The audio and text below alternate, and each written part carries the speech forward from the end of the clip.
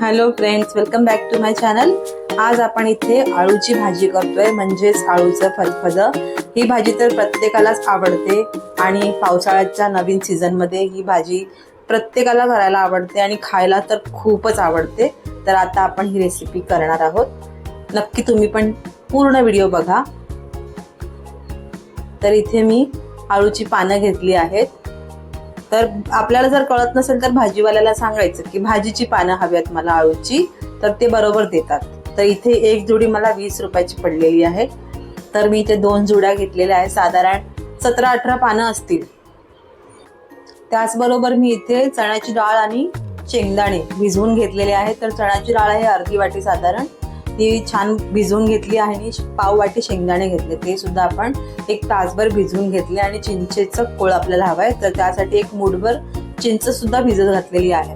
तर आता सगळ्यात आधी आपल्याला पानं जेव्हा आपण चिरायची असतात त्यावेळेला आपण हाताला छान असं तेल लावून घ्यायचं आहे, कारण हाताला नाहीतर आपल्या खाजवेल म्हणून। कारण भाजीला ह्या थोडंसं चीक असल्यामुळे आपल्याला घशाला सुद्धा ही भाजी थोडीशी खवखवते, जर आपण हे छान क्लीन नाही केलं तरच। तर आपण इथे कोणत्या प्रकारे भाजी कापायची आहे ते बघूया। तर सगळ्यात आधी ना आपण हे जे पानाचं देठ आहे ते आपण अशा प्रकारे वेगळं करून घेऊया।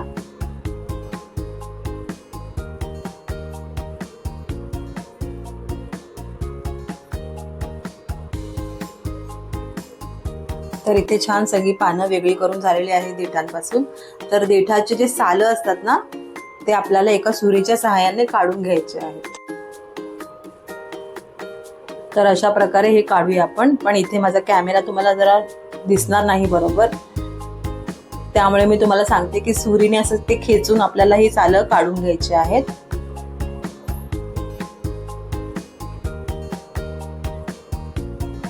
कारण जी याची सालं असतात ना त्याच्यामध्येच खरं तर खाजवा असतो, घशाला ते खवखवतं, त्यामुळे हे एकदम व्यवस्थित आपल्याला काढून घ्यायचं आहे।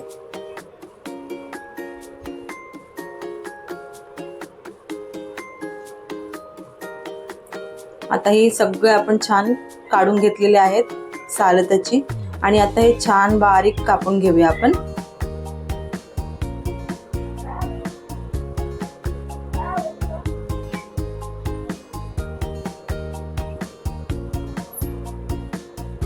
आणि आता आपण पानं कापून घेऊया। तर पानं अशी एकावर एक लावून घ्यायची चांगली, 5-6 पानं अशी घ्यायची एकत्र लावून।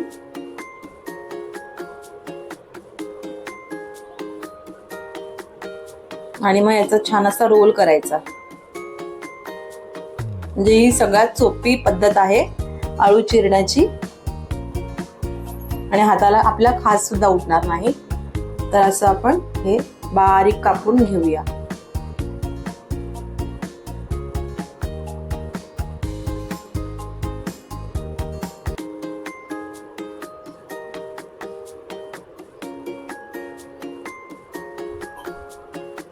आणि आता याला थोडासा आणखीन एक मध्ये मध्ये असा कट मारूया, म्हणजे ते छान बारीक कापले जातील आणि मग भाजी आपली शिजल्यावर छान मिळून येईल। जर जास्त लांब लांब तुम्ही ठेवलात ना तर ते धागे धागे दिसतात मग। आता इथे एक कुकर घेतलाय मी, कुकर मध्ये आपण सगळ्यात आधी चण्याची डाळ घालूया। छान तासभर भिजलेली आहे ती चण्याची डाळ, आणि शेंगदाणे सुद्धा छान भिजलेले आहेत, ते पण घालूया। भाजीची देठं घालूया आणि चिरलेली पानं।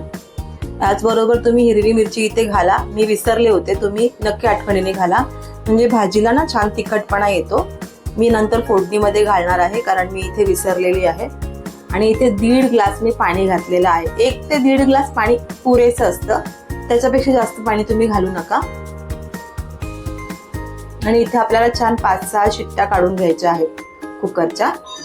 तर मी इथे शिट्ट्या काढून घेते। कुकर माझा तर छान शिट्ट्या काढून झालेला आहे आणि थंड सुद्धा झालेला आहे। प्रेशर निघाल्यावर आपल्याला उघडून घ्यायचं आहे, आणि गरम असतानाच आपल्याला हे छान रवीच्या सहाय्याने किंवा विस्करने आपण असं छान ह्याला घोटून घेऊया।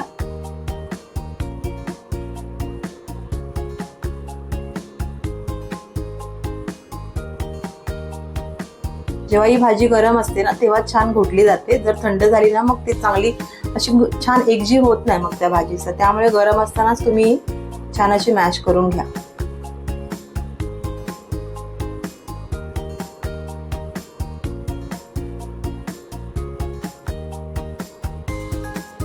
बघा आता जर आपण इथे पाणी जास्त घातलं असतं तर अशी इतकी छान भाजी एकजीव झाली नसती. म्हणून आधी पाणी सुरुवातीला जेव्हा आपण कुकरमध्ये पाणी घालतो ना, ते 1 किंवा 1.5 ग्लास पुरेसं असतं, तेवढंच घाला. आता तुमच्यावर डिपेंड आहे की तुम्ही किती भाजी क्वांटिटीमध्ये करताय, त्याप्रमाणे तुम्हाला पाणी घालावं लागेल. इथे मी 17-18 पानांची भाजी केलेली आहे आणि 4 लोकांसाठी इनफ आहे ही भाजी, भरपूर होते. तर इथे ना मी थोडंसं बेसन घालते आहे, 2 चमचे, छोटे 2 चमचे घातलेले आहेत, कारण भाजीला छान असं एकजीव होण्यासाठी, बाइंडिंग येण्यासाठी, थोडासा घट्टपणा येण्यासाठी बेसन घालूया आणि छान असं मिक्स करून घेऊया. बेसन घातल्यामुळे ना भाजीला चव सुद्धा छान येते आणि एकजीव छान भाजी होते.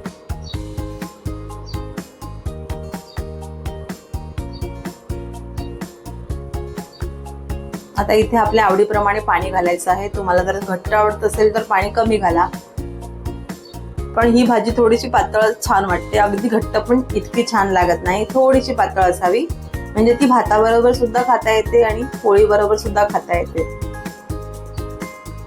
तर हे आता आपलं झालं आहे. आता आपण भाजीला फोडणी घेऊया. तर सर्वात आधी कढई इथे तापायला ठेवली आहे मी, त्यात 2 पळी तेल घालते आणि यात मी 7-8 काजू घेतलेत. तर काजूचे तुकडे करून मी यात घातलेले आहेत. हे थोडेसे हलकेसे गुलाबी झाले ना की हे काढून घ्यायचे आहेत. जास्त लाल आणि काळसर कलर करायचा नाही आपल्याला, थोडेसे गुलाबी रंगावर ह्याला परतून घ्यायचं आहे. आणि गॅस इथे मी स्लो ठेवलेला आहे.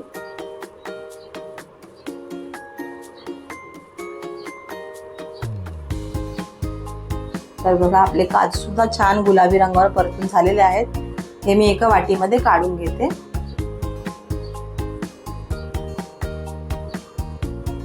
काजू घातल्यामुळे भाजीला खूप छान फ्लेवर येतो आणि काजू ते खाताना सुद्धा खूप छान लागतात. तर असतील तुमच्याकडे तर नक्की आवर्जून तुम्ही यात काजू घाला, तुम्हाला सुद्धा नक्की आवडतील. बघा तुम्ही एकदा ट्राय तर करा. आता इथे गरम तेल आपलं आहे, त्यामुळे आपण फोडणी सुद्धा करूया. तर इथे मी राई घातलेली आहे,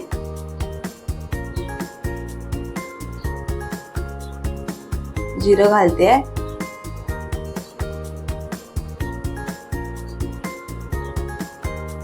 आणि हिंग घातले.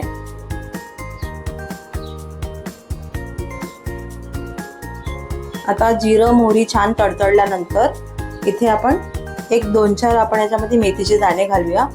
मेथीच्या दाण्याने ना खूप छान फ्लेवर येतो भाजीला आणि पोटासाठी सुद्धा मेथी खूप चांगली असते. तर हे तुम्ही असेल तर नक्की घाला. आणि कढीपत्त्याची पानं आपण घालायची.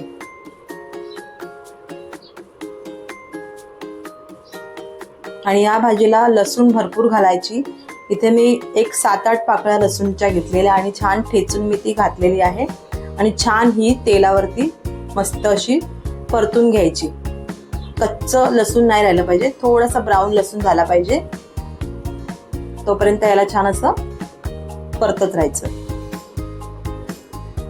आता इथे मी हिरवी मिरची घातली नव्हती, त्यामुळे मी तेलात थोडी हिरवी मिरची घातली आणि गॅस इथे थोडासा स्लोच ठेवायचा, मोठा गॅस नाही करायचा, नाही तर फोडणी आपली करपेल.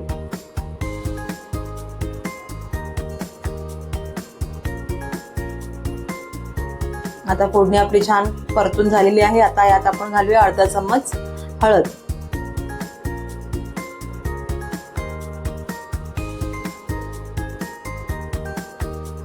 आणि आवडीप्रमाणे आपण याच्यात तिखट घालूया. मी इथे 2 चमचे घातले आहे. तुम्हाला तिखट हवं असेल तर आणखी 1 चमचा घातला तरी चालेल.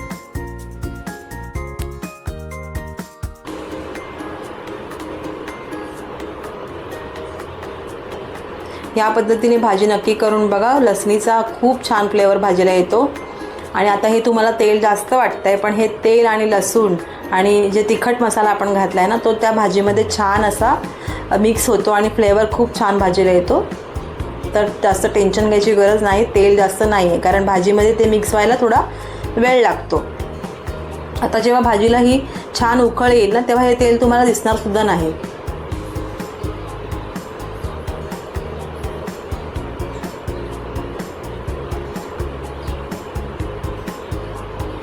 छान अशी मिक्स करून घ्यायची भाजी. आणि गॅस एकदम मोठा नाही ठेवायचा, मीडियमच ठेवायचा, कारण ती भाजी लागू शकते. तर इथे काजूसुद्धा घातले आहेत मी आणि हे मिक्स करून घेऊया आपण. तर इथे हे छान असं मिक्स करून घेऊया. जर तुम्हाला रेसिपी जरासुद्धा आवडली असेल तर इथे माझ्या चॅनलला प्लीज सबस्क्राईब करा आणि शेअर करा व्हिडिओ. सगळ्यांपर्यंत हा व्हिडिओ पोचू दे, म्हणजे प्रत्येकाला ही भाजी करून ट्राय करता येईल आणि आवडेल, सगळ्यांना नक्की आवडेल. ही भाजी तुम्ही नक्की एकदा ट्राय करून बघा. प्रत्येक पावसाळ्यात तुम्ही ही भाजी नक्की आवर्जून कराल, ही माझी 100% तुम्हाला गॅरंटी आहे. तुम्ही ही भाजी एकदा तरी करून बघाच. तर इथे आवडीप्रमाणे आपल्याला पाणी घालायचं आहे. इथे आधी सुरुवातीला जास्त पाणी नाही घालायचं, कारण काय आपल्याला याच्यामध्ये ह्याचा चिंचेचा कोळसुद्धा घालायचा आहे, त्यातसुद्धा पाणी आहे. त्यामुळे पाणी आधी बेतानेच घालायचं, मग जेव्हा लागेल तसं आपण पाणी घालू शकतो. आता इथे चवीप्रमाणे मी मीठ घातलं आहे.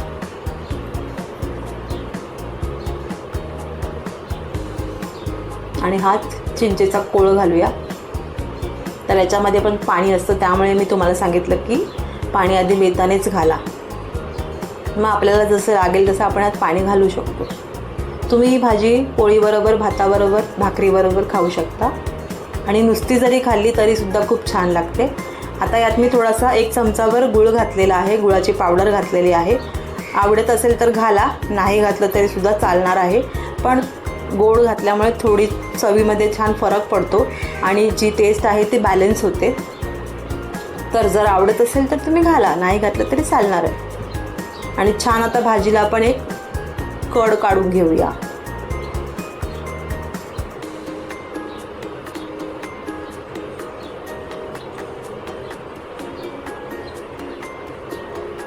तर इथे एक 10-15 मिनटामध्ये ही भाजी माझी तयार झालेली आहे.